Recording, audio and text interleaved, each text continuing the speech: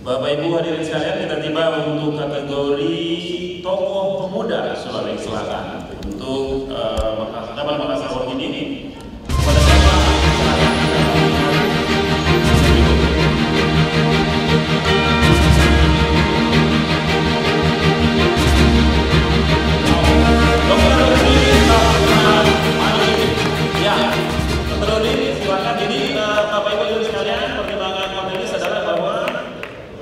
Dr. Udin telah banyak berkiprah pada program-program literasi pendidikan, kesehatan, tokoh muda yang juga punya track record yang luar biasa dari kampus sebagai alumni Fakultas Kedokteran Unhas.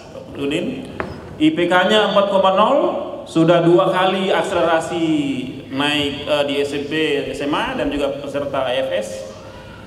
Yang luar biasa karena intensitasnya untuk mendorong program-program kesiapsiagaan bencana, kemudian perlindungan warga telah dilakukan beliau. Itu yang menjadi pertimbangan mengapa kita kategorikan beliau sebagai tokoh pemuda Sulawesi Selatan. Ya.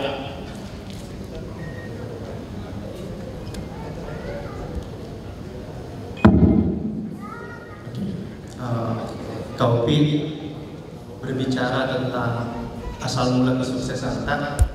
Tadinya saya tidak mau mention, tapi pas kita naik di sini kita mention sama almarhum Wali Gappa. Ya. Jadi kita punya kemiripan. Ya. Jadi yang pertama kali sponsori saya untuk turun ke bencana itu adalah almarhumah Wali Gappa. Saat itu saya masih kuliah, saya lagi belajar untuk ujian. Saya menelpon Pak Wali Gappa lagi cari orang untuk turun ke Padang.